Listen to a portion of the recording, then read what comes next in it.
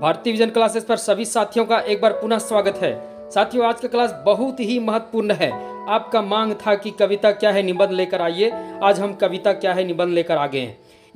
इस निबंध के जितने भी महत्वपूर्ण पंक्तियां हैं, सभी पंक्तियों को इस क्लास में देखेंगे। UGC NET, Jharkhand PGT, UP PGT, MP TET, UPSC, इसके अलावे जितने भी हिंदी प्रतियोगी परीक्षा है, अगर आपके सिलेबस में निबंध भाग लगा हुआ है तो याद रखिए कविता क्या है निबंध से पंक्तियों से प्रश्न निश्चिंत आएंगे। तो सभी हिंदी प्रतियोगी परीक्षा के लिए यह क्लास बहुत ही महत्वपूर्ण है। तो सभी साथी जुड़ जाएं हमारे वीडियो क्लास से और आज कविता क्या है कि सभी महत्वपूर्ण पंक्तियों को देख लें जो कई प्रतियोगी परीक्षाओं में बार बार आ चुके हैं। चलिए समय नहीं गवाते हुए प्रारंभ करते हैं कविता क्या है निबंध की महत्वपूर्ण पंक्तियां। प्रारंभ करते हैं कविता क्या है निबंध के महत्वपूर्ण पंक्तियां। साथियों, आज का जो मेरा मुख्य फोकस है कविता क्या है निबंध की महत्वपूर्ण पंक्तियां हैं। सभी को पता है कविता क्या है निबंध जो है उसमें भी कई अंक थे। तो पहला अंक कविता क्या है को देखते हैं, इसमें जो महत्वपूर्ण पंक्तियां आई उस पर चर्चा करते हैं। यहाँ पहला पंक्ति है, इस पर चर्चा करते हैं। मनुष्य अपने भावों, विचारों और व्यापारों के लिए दूसरों के भावों, विचारों और व्यापारों के साथ कहीं मिलाता कहीं उड़ाता हुआ अंत तक चला चलता है और इसी को जीना कहते हैं।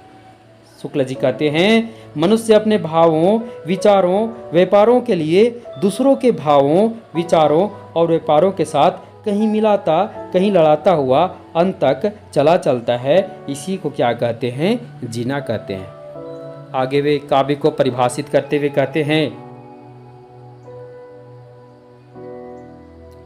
जिस प्रकार आत्मा की मुक्तावस्था ज्ञान दशा कहलाती है, उसी प्रकार हृदय की मुक्तावस्था रस दशा कहलाती है। हृदय की इसी मुक्ति की साधना के लिए मनुष्य की वाणी में जो शब्द विधान करती हुई आई है उसे क्या कहते हैं? तो उसे ही कविता कहते हैं। शुक्ल जी कहते हैं काव्य की कविता की परिभाषा देते हुए, जिस प्रकार आत्मा की मुक्तावस्था ज्ञान दशा कहलाती है, उसी प्रकार हृदय की मुक्तावस्था रस दशा कहलाती है। हृदय में इसी मुक्ति की साधना के लिए मनुष्य की वाणी में जो शब्द विधान करती आई है उसे ही क्या कहते हैं? उसे ही कविता कहते हैं। साथियों, जो साथी नए हैं आज ही भारतीय विजन क्लासेस को सब्सक्राइब कर दें। इसके अलावा आपको बता दूं कि अगर आपको भारतीय vision classes paid Telegram group से आज ज्वाइन करना है तो आज ही ज्वाइन करें। मात्र 200 रुपये प्रति महीने देने हैं और वहाँ प्रतिदिन 2 बार सुबह और शाम टेस्ट दे सकते हैं। बहुत ही महत्वपूर्ण है। बहुत सारे विद्यार्थी जुड़े हुए हैं, सभी प्रतिदिन टेस्ट दे रहे हैं। आज आप भी जुड़िए।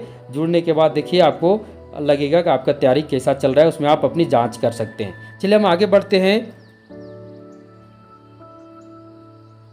आगे फिर शुक्ल जी कहते हैं, शुक्ल जी ने आत्मा की मुक्तावस्था को ज्ञान दशा कहा है और भाव योग को कर्म योग और ज्ञान योग के समक्ष माना है।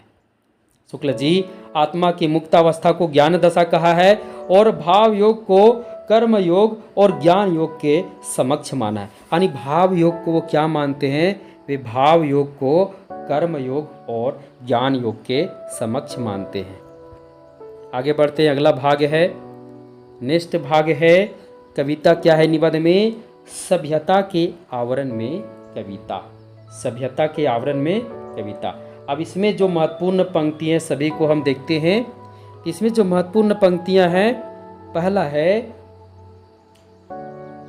शुक्ल जी की दृष्टि में कविता मनुष्य के हृदय को स्वार्थ संबंधों के संकुचित मंडल से ऊपर उठाकर लोक सामान्य भावभूमि पर ले जाती है। शुक्ल जी कहते हैं कविता मनुष्य के हृदय को स्वार्थ संबंधों के संकुचित मंडल से ऊपर उठाकर लोक सामान्य भावभूमि पर ले जाती है।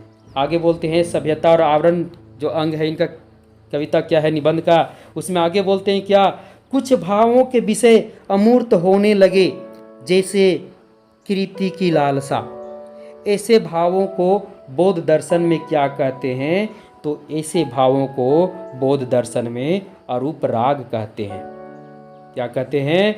कुछ भावों के विषय अमूर्त तक होने लगे जैसे कृति की लालसा, और ऐसे भावों को बौद्ध दर्शन में क्या कहते हैं? अरूप राग कहते हैं। आगे बढ़ते हैं। एक और महत्वपूर्ण पंक्ति सभ्यता और आवरण से। इसमें क्या कर रहे हैं शुक्ल जी? काव्य में अर्थ ग्रहण मात्र से काम नहीं चलता।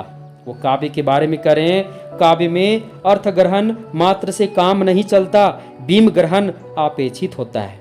यह बीम ग्रहण ने निर्दिष्ट, गोचर और मूर्त विषय का हो सकता है। वो कहते हैं काव्य में अर्थ ग्रहण मात्र से काम नहीं चलता, बीम ग्रहण अपेक्षित होता है। बहुत ही महत्वपूर्ण पंक्ति है, इसे याद रखना कि काव्य में क्या अपेक्षित होता है, तो बीम ग्रहण अपेक्षित होता है। यह बीम ग्रहण निर्दिष्ट, गोचर और मूर्त विषय का हो सकता है। आगे बढ़ते हैं। अगला इनका कविता का अंग है। कविता क्या है? निबंध का अंग कविता और सृष्टि प्रसार। क्या है? कविता और सृष्टि प्रसार। अब इसमें देखते हैं, इसमें शुक्ल जी क्या करें।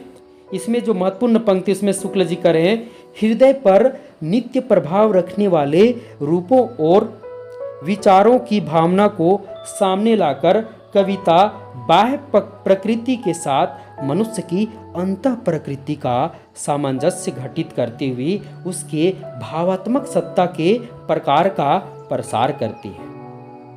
अर्थात यहाँ शुक्ल जी कह रहे हैं, हृदय पर नित्य प्रभाव रखने वाले रूपों और विचारों की भावना को सामने लाकर कविता बाह्य प्रकृति के साथ मनुष्य की अंतः प्रकृति, मनुष्य की अंतर भावनाओं की प्रकृति, तो अंतः प्रकृति का सामंजस्य घटित करती हुई उसे भावात्मक सत्ता के प्रकार का प्रसार करती है। आगे शुक्ल जी कहते हैं, काव्य दृष्टि कहीं तो नर क्षेत्र के भीतर रहती है, कहीं मनुष्यतर बाह्य सृष्टि के ओर। वो कहते हैं काव्य दृष्टि कहीं तो नर क्षेत्र के भीतर रहती है और कहीं मनुष्यतर बाह्य सृष्टि की ओर, कहीं समस्त चराचर के, यानी तीन चीज की चर्चा करते हैं। वे बोलते हैं जो काव्य सृष्टि है वो, थोड़ा सा रुक जाइएगा, वो क्या कहते हैं, काव्य दृष्टि कहीं तो नर क्षेत्र के भीतर रहती है, कहीं मनुष्यतर बाह्य सृष्टि की ओर, कहीं समस्त चराचर के। संसार में अधिकतर जो कविता है वो अधिकतर कविता नर क्षेत्र के भीतर ही रहती है। यहाँ से भी प्रश्न बन सकते हैं कि आचार्य रामचंद्र शुक्ल जी के अनुसार अधिकतर कविता किसके भीतर रहती है, तो नर क्षेत्र के भीतर रहती है।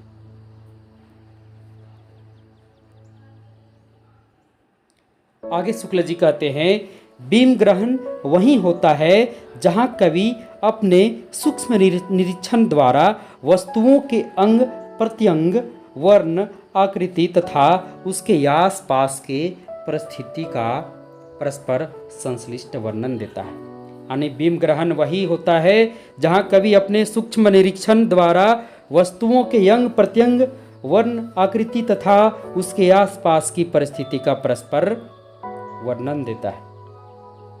साथियों, भारतीय विजन क्लासेस को आज ही सब्सक्राइब करें और बेल आइकन को क्लिक करें, क्योंकि यहाँ आपको बहुत कुछ हिंदी साहित्य से मिलते रहते हैं।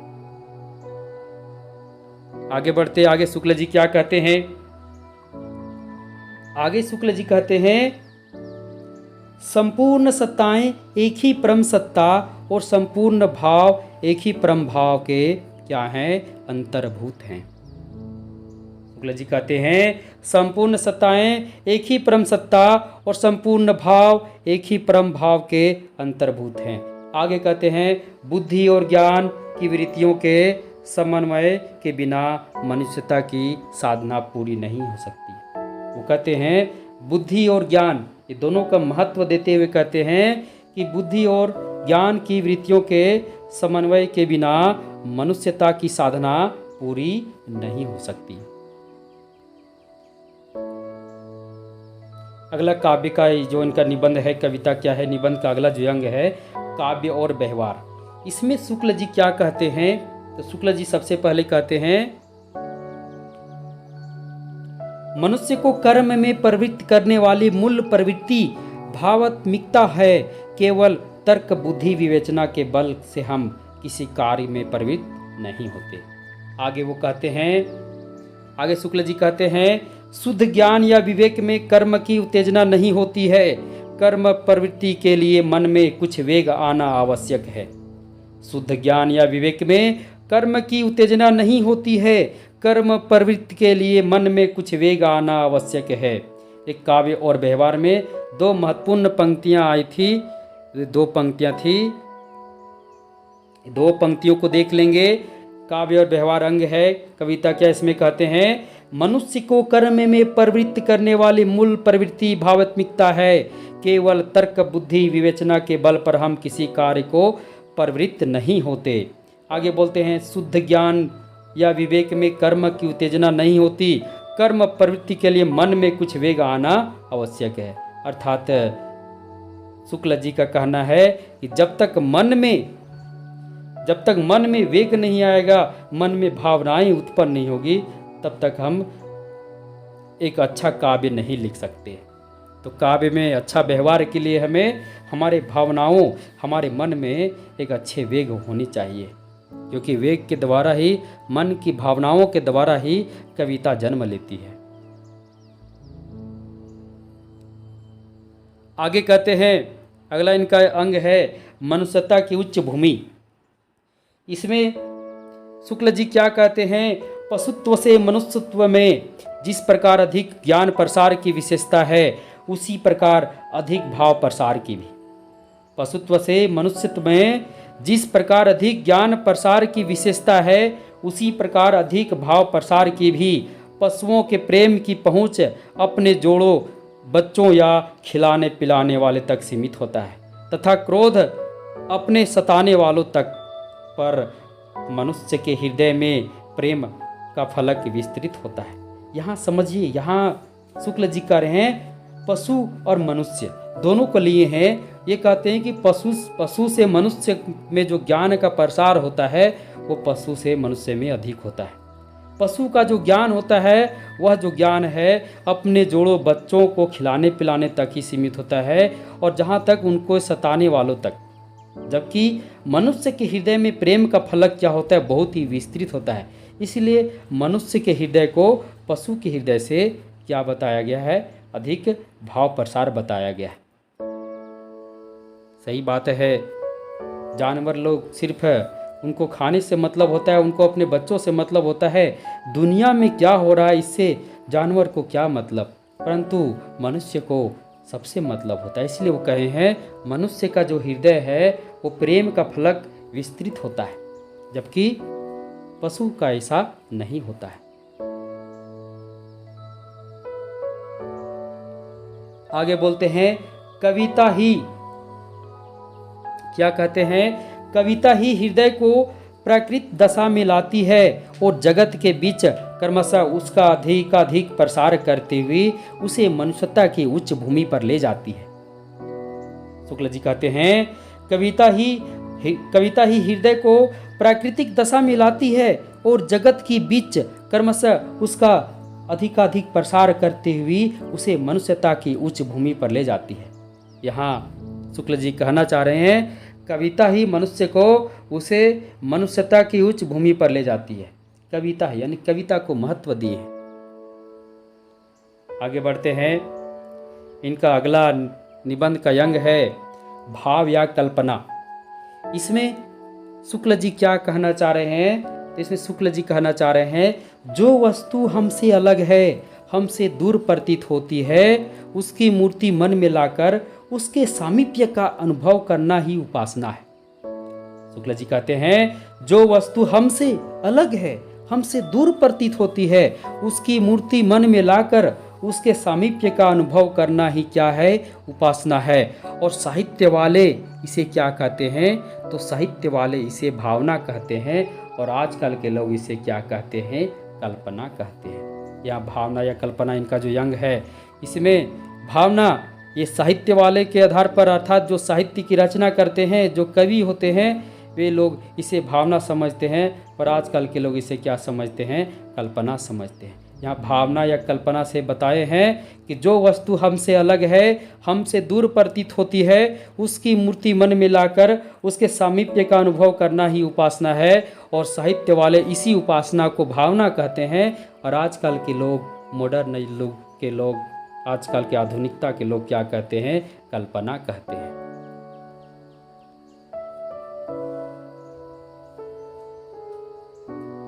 आगे शुक्ल जी कहते हैं कि कल्पना को दो भागों में बांटा गया है। कल्पना को कितने भागों में बांटा गया है? दो भागों में बांटा गया है, विधायक और ग्राहक कल्पना। यानी विधायक कल्पना और ग्राहक कल्पना, ये दो भागों में कल्पना को बांटा गया है। कवि में विधायक कल्पना अपेक्षित होती है, जबकि श्रोता या पाठक में अधिकतर ग्राहक कल्पना। यहाँ कल्पना को दो भागों में बांटे हैं, विधायक कल्पना और ग्राहक कल्पना। कवि को बोले हैं, कवि में विधायक कल्पना अपेक्षित होती है, और जो श्रोता, जो पाठक वर्ग होते हैं, जो कविता पढ़ते हैं, कहानियाँ पढ़ते हैं, पाठक वर्ग में ग्राहक कल्पना होती है। आगे बढ़ते हैं। इनका एक और कविता क्या है? निबंध का अंग है मनोरंजन। सभी अंगों को भी याद कर लेना, हो सकता है कि अंग से भी प्रश्न आ जाए, इनमें से कौन सा अंग कविता क्या है से नहीं है। तो सभी अंगों को भी देख लेंगे। अगला अंग इनका है मनोरंजन। इसमें कवि क्या करे हैं, शुक्ल जी क्या करे हैं? जो लोग कविता का लक्ष्य या उद्देश्य मनोरंजन मानते हैं, देखिए, जो लोग कविता का लक्ष्य या उद्देश्य मनोरंजन मानते हैं, वह रास्ते में रह जाने वाले पथिक के समान है। कोई रास्ते में जिस प्रकार छूट जाता है, उसी प्रकार कह रहे हैं, जो लोग कविता का लक्ष्य उद्देश्य, यानी कविता का लक्ष्य या उद्देश्य मनोरंजन मानते हैं, वह रास्ते में रह जाने वाले पथिक के समान है। कविता का अंतिम लक्ष्य जगत के मार्मिक पक्षों का प्रत्यक्षीकरण करके मनुष्य के हृदय का सामंजस्य स्थापना करना है। अर्थात कवि यहाँ कविता की विशेषता बतलाते हुए कहे हैं, बहुत सारे लोग कविता को मनोरंजन की भी वस्तु मानते हैं, तो उन पर कटाक्ष करते हुए कह रहे हैं शुक्ल जी, जो लोग कविता का लक्ष्य या उद्देश्य मनोरंजन मानते हैं, वह रास्ते में रह जाने वाले पथिक के समान है। कविता का अंतिम लक्ष्य क्या है? तो कविता का अंतिम लक्ष्य है जगत के मार्मिक पक्षों का प्रत्यक्षीकरण करके मनुष्य हृदय का सामंजस्य स्थापना करना। आगे कहते हैं, मन को अनुरंजित करना या उसे सुख या आनंद पहुंचाना ही कविता का अंतिम लक्ष्य माना जाए तो कविता केवल एक विलास की सामग्री होगी। कविता के बारे में कहते हैं कि मन को अनुरंजित करना, उसे सुख या आनंद पहुंचाना ही अगर कविता का अंतिम लक्ष्य अगर हो जाए, माना जाए, तो कविता क्या रह जाएगी? कविता एक विलास की सामग्री ही रहकर रह जाएगी। लेखक कहते हैं कविता का लक्ष्य है वो परम सत्ता, वो परम सत्ता को आगे ले जाता है। अर्थात कविता जो है वह पूरे मनुष्य में क्या है, उसकी प्रकृति सामाजिक है। उससे लोग सीखते हैं, कविता से लोग सीखते हैं, कविता के भावनाओं को समझते हैं। परंतु यहाँ मनोरंजन के माध्यम से कहने का प्रयास किए हैं कि मन को अनुरंजित करना, उसे सुख या आनंद पहुँचाना ही यदि कविता का अंतिम लक्ष्य माना जाए तो कविता क्या रह जाएगी? मात्र विलास की सामग्री रह जाएगी। जबकि ऊपर कहते हैं जो लोग कविता का लक्ष्य का उद्देश्य, कविता का लक्ष्य या उद्देश्य मनोरंजन मानते हैं, वह रास्ते में क्या है? पथिक के समान है। रास्ते में कोई पथिक छूट जाता है उसके समान है, क्योंकि कविता का जो अंतिम लक्ष्य है वह जगत के मार्मिक पक्षों का प्रत्यक्षीकरण करके मनुष्य हृदय का सामंजस्य स्थापना करना है। आगे बढ़ते हैं। आगे उनका कविता क्या है? निबंध का एक और महत्वपूर्ण अंग है सौंदर्य। यहाँ पर शुक्ल जी क्या कर रहे हैं? शुक्ल जी के अनुसार सौंदर्य बाहर की कोई वस्तु नहीं है, मन के भीतर की वस्तु है। शुक्ल जी कहते हैं जो सौंदर्य है वह कोई बाहर की वस्तु नहीं है, मन की भीतर की वस्तु है। जिस वस्तु के प्रत्यक्ष ज्ञान या भावना से तादाकार परिणति जितनी अधिक होगी, उतनी ही वस्तु हमारे लिए सुंदर कही जाएगी। यहाँ सौंदर्य के बारे में कवि कह रहे हैं, लेखक आचार्य शुक्ल जी कह रहे हैं कि अक्सर लोग, आजकल के लोग सौंदर्य, बाहरी सौंदर्य को मानते हैं जो बाहर में से सुंदर देखने में लगता है, परंतु यहाँ शुक्ल जी सौंदर्य को बाहरी वस्तु ना कहकर भीतरी वस्तु कहे, मन की भीतरी वस्तु, और जिस वस्तु के प्रत्यक्ष ज्ञान या भावना से तदाकार परिणति जितनी अधिक होगी उतनी ही वस्तु हमारे लिए सुंदर कही जाएगी। आगे बोलते हैं, सुंदर और कुरूप, सुंदर और कुरूप काव्य में बस यही दो ही पक्ष हैं, भला बुरा, पाप पुण्य, मंगल अमंगल, उपयोगी अनुपयोगी, ये सब काव्य क्षेत्र के बाहर के हैं। वो कहते हैं कविता में सिर्फ दो ही पक्ष हैं। क्या हैं? तो कविता में सिर्फ दो ही पक्ष है, सुंदर और कुरूप। बाकी भला बुरा, पाप पुण्य, मंगल अमंगल, उपयोगी अनुपयोगी, ये सब काव्य क्षेत्र के बाहर के हैं, यानी काव्य में इनका कोई मतलब नहीं है। आगे उनका अगला अंग है, कविता क्या है, निबंध का चमत्कारवाद। क्या है?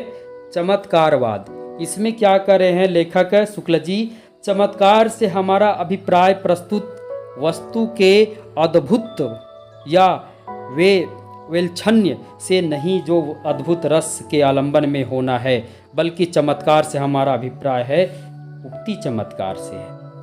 लेखक कहते हैं चमत्कार से हमारा अभिप्राय प्रस्तुत वस्तु के अद्भुत्व या वेलछन्य से नहीं जो अद्भुत रस के आलंबन में होना है, बल्कि चमत्कार से हमारा अभिप्राय उक्ति चमत्कार से है। आगे कहते हैं, जो युक्ति हृदय में कोई भाव जागृत कर दे या उसे प्रस्तुत वस्तु या तथ्य की मार्मिक भावना में लीन कर दे, वह काव्य है। क्या कहते हैं? जो युक्ति हृदय में कोई भाव जागृत कर दे या उसे प्रस्तुत वस्तु या तथ्य की मार्मिक भावना में लीन कर दे, वह क्या है? काव्य है। जबकि आगे कहते हैं, जो युक्ति केवल कथन के ढंग के अनूठेपन, रचना, वैचित्र, चमत्कार, कवि के श्रम या निपुणता के विचार में ही प्रवृत्त करे, वह सूक्ति है। आगे कहते हैं, आगे उनका कविता का अंग है कविता की भाषा। भाषा पर भी चर्चा किए हैं। तो कविता की भाषा पर वो क्या कहते हैं? अगोचर बातों या भावनाओं को कविता के गोचर रूप में रखने का प्रयास करती है। इस मूर्ति विधान के लिए भाषा लक्षणा शक्ति से काम लेती है। वो कहते हैं अगोचर बातों या भावनाओं को कविता गोचर रूप में रखने का प्रयास करती है और इस मूर्ति विधान के लिए भाषा लक्षणा शक्ति से काम लेती है। आगे लेखक शुक्ल जी, यहाँ शुक्ला लिखा गया, शुक्ल जी पढ़ेंगे। शुक्ल जी कविता की 4 विशेषताएं बताने का प्रयास किए हैं। कौन कौन है?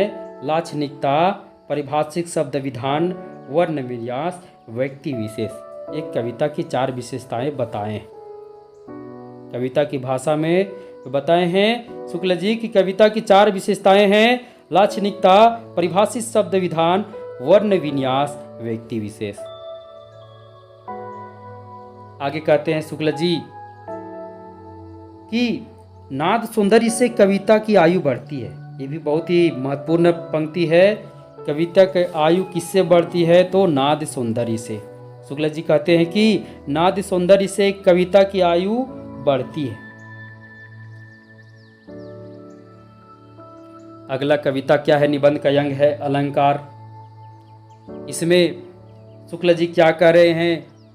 भिन्न भिन्न विधान और कथन के ढंग अलंकार कहलाते हैं। इनके सहारे कविता अपना प्रभाव बहुत कुछ बढ़ाती है, कहीं कहीं इनके बिना काम नहीं चलता। अलंकार साध्य ना होकर साधन है। देखिए अलंकार की विशेषता बतलाते हुए शुक्ल जी कहते हैं भिन्न भिन्न विधान और कथन के ढंग अलंकार कहलाते हैं। इनके सहारे कविता अपना प्रभाव बहुत कुछ बढ़ाती है, कहीं कहीं इनके बिना काम नहीं चलता। इसलिए शुक्ल जी कहते हैं अलंकार साध्य ना होकर क्या है? अलंकार साधन है। आगे शुक्ल जी कहते हैं कि जिस प्रकार कुरूप स्त्री अलंकार लादकर सुंदर नहीं हो सकती, उसी प्रकार रमणीयता के अभाव में अलंकारों का ढेर काव्य का सजीव स्वरूप खड़ा नहीं कर सकता। इतना अच्छा बताए हैं। कोई कुरूप स्त्री है, अगर वो यहाँ पर जो अलंकार अर्थात आभूषण, कोई कुरूप स्त्री है, वो अगर आभूषण पूरा लाद ले पूरा शरीर में, फिर भी क्या वो सुंदर दिखेगी? कुरूप तो कुरूप ही रहेगी। उसी प्रकार कह रहे हैं, कवि लेखक कह रहे हैं, उसी प्रकार रमणीयता के अभाव में अगर किसी काव्य में रमणीयता ना हो तो उसके अभाव में अगर काव्य में अलंकारों का ढेर भी लग जाए तब भी सजीव रूप खड़ा नहीं करता, अर्थात काव्य की विशेषता नहीं बढ़ सकती। तो काव्य में रमणीयता होना आवश्यक है। सही कहे हैं, क्योंकि अलंकार का मतलब आभूषण होता है, अलंकार का मतलब सुंदरता दिखाना होता है। फिर भी कोई कुरूप स्त्री अगर आभूषणों को पूरा शरीर में लाद ले, फिर भी वह कुरूप ही रहेगी, सुंदर नहीं दिख सकती। उसी प्रकार हम काव्यों में अलंकारों का ढेर लगा दें, फिर भी अगर उसमें रमणीयता न हो तो काव्य क्या होगा? एक काव्य सजीव स्वरूप में खड़ा नहीं हो सकता, एक प्रकार का निर्जीव स्वरूप में खड़ा होगा। इनका अगला अंग है कविता पर अत्याचार। अब यहां देखिए शुक्ल जी क्या कह रहे हैं। लोभियों, स्वार्थियों और खुशामदियों ने कविता का गला घोंटा है। ऐसी तुच्छ वृत्ति वालों का अपवित्र हृदय कविता के निवास योग्य नहीं। कविता देवी मंदिर के ऊंचे खुले विस्तृत और पुनीत हृदय है। यहाँ हृदय है, थोड़ा सा टाइपिंग मिस्टेक है, इसे हृदय पढ़ेंगे, नीचे रहा होगा। तो यहाँ देखिए कविता का अत्याचार इनका अगला अंग था। इसमें कवि लेखक क्या करे हैं? लोभियों, किन पर कटाक्ष किए हैं? लोभियों, स्वार्थियों और खुशामदियों ने कविता का गला घोटा है। ऐसी तुच्छ वृत्ति वालों का हृदय क्या है? उनका हृदय अपवित्र है। उनका हृदय क्या है? उनका हृदय यह पवित्र है, कविता के निवास योग्य नहीं। कविता देवी मंदिर के ऊंचे खुले विस्तृत पुनीत हृदय। यहाँ कविता के प्रति जो लोभी लोग, स्वार्थी लोग जो अत्याचार कर रहे हैं, उनके बारे में कह रहे हैं। उन लोगों ने क्या किया? कविता का गला घोंटा है। और ऐसी तुच्छ वृत्ति वालों जो लोग हैं, उनका हृदय क्या है? अपवित्र है, और वे कविता के निवास के योग्य नहीं है। कविता का निवास कहाँ होगा? कविता का निवास देवी मंदिर के ऊंचे खुले विस्तृत पुनीत हृदय में समाहित होगा। वहीं पर कविता का क्या होगा? निवास होगा। सही बात है। जो स्वार्थी लोभी लोग होते हैं, उनके पास तो कविता नहीं रह सकती। कविता का संबंध भावनाओं से होता है, न कि कविता स्वार्थी और लोभी लोगों के लिए होता है। इनका कविता क्या है? निबंध का जो अंतिम पंक्ति है, वो निबंध का अंतिम पंक्ति है, अंतिम अंग है कविता की आवश्यकता। इसमें जो इनका महत्वपूर्ण पंक्ति आया है, वो पंक्ति आया है, मनुष्य के लिए कविता इतनी प्रयोजनीय वस्तु है कि संसार की सभी सभ्य असभ्य जातियों में किसी न किसी रूप में पाई जाती है। देखिए अंत में कविता की आवश्यकता को भी बता दिए हैं शुक्ल जी। कविता की आवश्यकता को बताते हुए कहें कि मनुष्य के लिए कविता इतनी प्रयोजनीय वस्तु है कि संसार के सभी सभ्य असभ्य सभी जातियों में किसी न किसी रूप में पाई जाती है। अर्थात अंत में कविता की आवश्यकता को बताए हैं। हर मनुष्य के लिए कविता क्या है? आवश्यक है। चाहे वह सभ्य जाति का हो या असभ्य जाति का हो, सभी जातियों में किसी न किसी रूप में कविता पाई जाती है। अर्थात कविता हर मनुष्य के लिए क्या है? आवश्यक है। साथियों, आज हम इस वीडियो क्लास में कविता क्या है, निबंध का महत्वपूर्ण जितने भी महत्वपूर्ण पंक्तियाँ थी, सभी पंक्तियों को लेकर आए। सभी पंक्तियों का अगर आप रिवीजन कर लिए होंगे, तब आपको अब जब भी परीक्षा में जाइएगा, देखिएगा जहाँ भी पंक्ति अगर कविता क्या है से आया, इससे बाहर नहीं आ सकता। Thank you all student to watch my video class. अगर वीडियो क्लास आपको अच्छा लगा होगा तो आज ही Bharati vision classes YouTube channel को सब्सक्राइब करें और वीडियो को भी लाइक करें और जितना हो सके शेयर करें।